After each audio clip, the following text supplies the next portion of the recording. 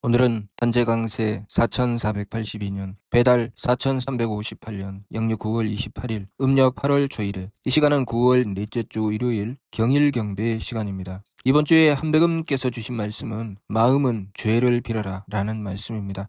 이 말씀은 홍암대종사께서 병진년 8월 15일에 고월산 삼성사에서 순명조천하실 때 우리에게 남겨주신 미루 말씀 속에 나오는 말씀입니다.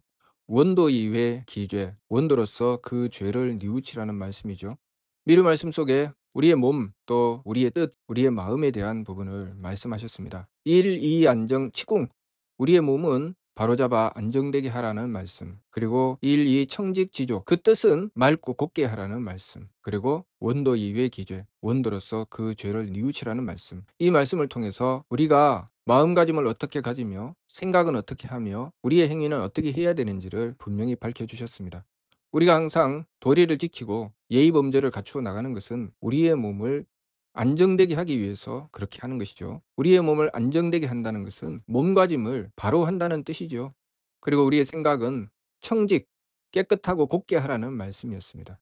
망령되고 사특하고 번잡한 생각이 일어나면 조식을 향하여 기운을 가라앉히고 그 생각을 바로 하여서 오직 하느님께서 내려주신 이치에 따라서 생각을 정돈하고 바른 길을 찾아 나가는 것. 그래서 생각을 맑고 곱게 해야 된다고 하신 것입니다. 그리고 우리의 마음가짐은 원도 이외 기죄, 원도로서 그 죄를 뉘우쳐 빌어야 된다고 하셨죠. 없는 죄를 만들어서 그 죄를 뉘우치라는 말씀이 아닙니다.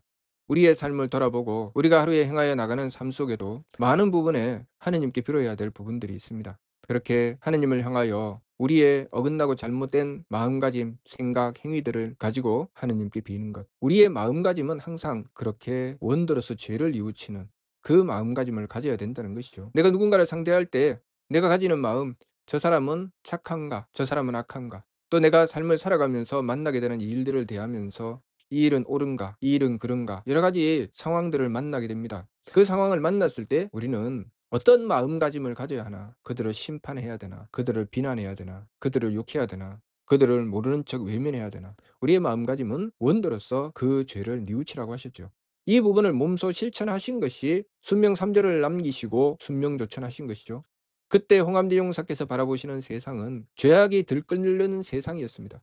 온갖 전쟁들이 일어나서 죽고 죽이며 남의 나라를 침략하여 짓밟고 그들의 삶을 오직 자신의 뜻대로 자기들 마음대로 짓밟아 놓고 마는 그런 세상이었죠. 그랬을 때 홍암대종사께서는 그 세상을 바라보시고 그들의 죄를 가지고 하느님께 비셨습니다. 그것이 원도로서 죄를 뉘우치는 것이죠. 물론 우리들 각자의 삶 속에 여러 가지 일들에 대해서도 하느님께 빌고 원도로서 그 죄를 뉘우치는 것입니다.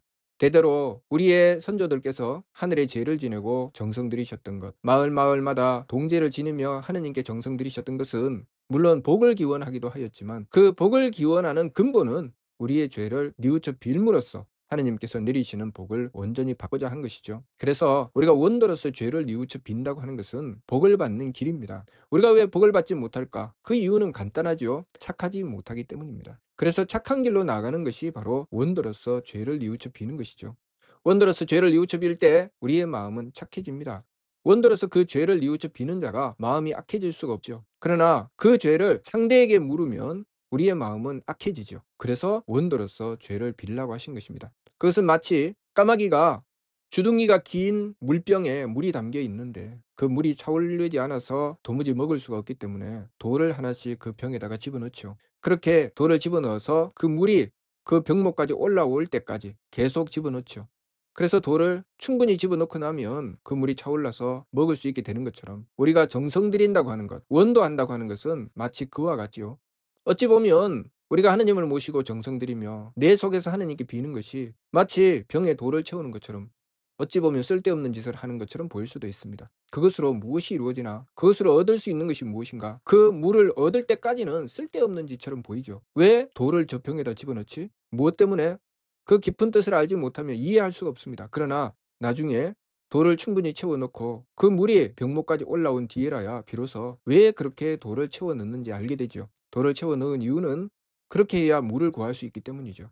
마찬가지로 우리가 하느님께 우리의 죄를 비는 것은 하느님께서 내리시는 복을 우리의 현실에 얻을 수 있는 길이 우리의 원도로서 하느님께 저희의 죄를 뉘우쳐 비는 것, 그것이 하느님께서 내리시는 복을 우리의 현실 속에 얻어내는 길이기 때문입니다. 한 가정에 문제가 있습니다. 그 가정에서 얻어야 될 복이 있지요. 마치 병목이 좁은 병에 물이 있는데 아직 물이 차지 않았습니다. 그런 것처럼 그 가정에 하느님께서 내리시는 복이 있는데 아직 얻지를 못했죠. 그러면 무엇을 해야 됩니까? 그 가족들 중에 그 누구라도 그 병에 돌을 채워야 됩니다. 정성을 채워야 된다는 것이죠. 하느님을 모시고 그 죄를 빌어야 되죠. 그렇게 죄를 빌어서 그 병목까지 물이 차는 것을 얻어야 되죠. 하나님의 복이 현실에 드러날 때까지 빌어야 되죠. 그렇게 원더로서 그 죄를 뉘우쳐 꾸준하게 빌어서 정성이 차게 되면 그 가정에 그 복이 임하게 되는 것입니다. 하나님께서 복을 내리시지 않는 것이 아니라 우리가 짓는 죄 때문에 그 복을 얻을 수가 없게 되는 거죠. 그렇기 때문에 원더로서 그 죄를 뉘우쳐서 빌게 되면 그 복이 임함을 얻게 되는 것입니다. 한 나라에 하나님께서 내리시는 복이 있습니다. 그러나 그 나라의 백성들이 짓는 죄로 인해서 그 나라가 그 복을 얻지 못하게 되죠. 그러면 많은 어려움이 있습니다. 어려움이 있을 때마다 서로 싸우고 다투며 미워하고 싫어하고 서로의 탓을 하게 되면 그 나라는 더 이상 그 나라의 복을 얻지 못하죠. 무엇을 해야 됩니까? 원도로서 그 죄를 뉘우쳐 빌고 까마귀가 돌을 채우듯이 정성으로 자꾸만 그 죄를 빌어서 닦아내야 되죠. 그 죄를 비는 돌을 계속 채워나가게 되면 그 정성이 다 찬 뒤에 그 나라는 그만한 복을 받게 되는 것입니다. 과거에 우리나라에 어려움이 있었죠. IMF를 겪었죠. 그때 우리는 서로를 탓하지 않았습니다. 각자가 자신의 그 죄를 뉘우쳐 빌며 어찌하면 이 나라를 구할 수 있을까? 그래서 금모으기 운동을 해서 자신이 가지고 있는 것을 서로 내어놓은 것입니다. 과거에 우리나라에 외세가 침략을 해서 어려움을 겪을 때 서로를 탓하지 않았죠. 어떻게 했습니까? 어쩌든지 좋든 싫든 우리가 힘을 모아서 이 어려움을 극복하자. 그래서 서로 손을 잡고 함께 그 문제를 해결해 나가려고 했죠. 그것은 오직 우리가 하느님께는 원더로서 그 죄를 뉘우쳐 빌 때 그 일이 가능한 것입니다. 그렇기 때문에 우리의 몸은 도덕과 예절을 지켜 그 안정됨을 얻고 우리의 뜻은 맑고 곧아서 그 뜻을 지켜나가고 우리의 마음가짐은 원도로서 죄를 뉘우쳐 비는 마음을 가져야 된다는 것이죠. 그렇게 마음을 가졌을 때 그 정성이 차고 또 차면 하느님께서 내리시는 복을 온전히 받을 수가 있습니다. 하느님께서는 우리에게 대덕과 대혜와 대력을 베풀어 주시니 하느님께서 베풀어 주시는 덕이 우리에게 복이 되고 하느님께서 베풀어 주시는 지혜가 우리의 장수함이 되고 하느님께서 베풀어 주시는 힘이 우리의 귀함이 되는 것인데 우리가 그것을 가로막고 있죠. 우리가 그것을 가로막으면 우리에게는 복이 없고 재앙이 있으며 장수함이 없고 일찍 죽음이 있으며 귀함이 없고 천함이 있게 되는 것입니다. 거기서 돌이켜 나오는 길, 거기서 복과 장수함과 귀함을 얻게 되는 길, 하느님의 덕혜력을 얻게 되는 길이 무엇인가? 바로 우리의 몸가짐은 도덕을 지키고 예의 바르게 행하여 그 몸의 안정됨을 얻는 것이죠. 행하여 나갈 때마다 정성으로 행하고 바른 도리를 지켜 행하여 나가는 것, 그것으로 하느님께서 베풀어 주시는 힘을 받들어 나가는 것, 그것이 우리의 삶을 귀하게 만들죠. 우리가 가지는 생각은 하느님의 지혜를 받아야 되는데 하느님의 지혜를 얻지 못해서 행하는 일마다 일찍 끝나버리게 되는 것입니다. 그때 우리의 생각을 청직, 맑고 곱게 가져야 되죠. 맑고 곱게 가진다고 하는 것은 그 뜻을 하느님의 뜻을 구하여 받드는 것입니다.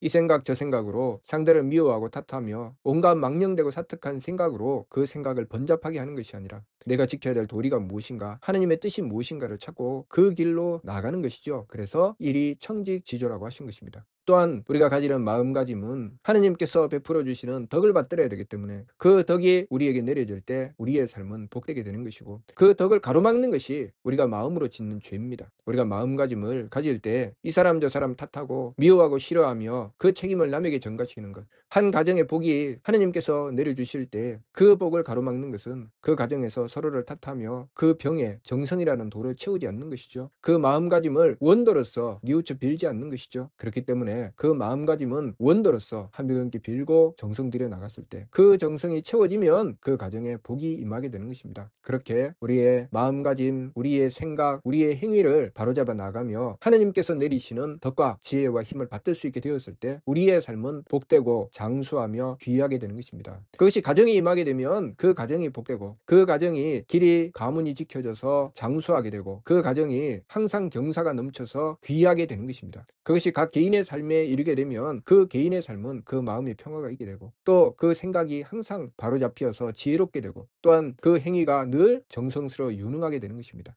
우리의 삶이 그 각 개인이든 가정이든 나라든 세상이든 하느님의 대덕과 대혜와 대력을 온전히 받들 수 있게 되었을 때 우리가 사는 삶은 복되고 장수하고 귀한 삶이 되는 것입니다. 그러니 우리가 이 이치를 바르게 깨닫고 항상 우리의 마음가짐, 우리의 생각, 우리의 행위를 바로잡아 나가야 되겠습니다. 이번 주 말씀은 마음은 죄를 빌어라 하셨기 때문에 우리의 마음가짐을 어떻게 가져야 되는가? 우리의 마음가짐은 늘 하느님께 죄를 빌므로써 우리의 마음을 바로잡아서 우리가 하느님께서 내리시는 복, 하느님의 대덕을 받들 수 있는 길을 열어나가야 되겠습니다. 마치 입구가 좁은 병에 돌을 채워서 물을 끌어올리는 것처럼 우리가 우리의 원도로서 죄를 뉘우쳐서 하느님께서 내리시는 복이 우리의 삶에 임하실 수 있도록 우리가 정성 들여 나가야 되겠습니다. 무슨 뜻인지 이해가 됩니까? 마치도록 하겠습니다.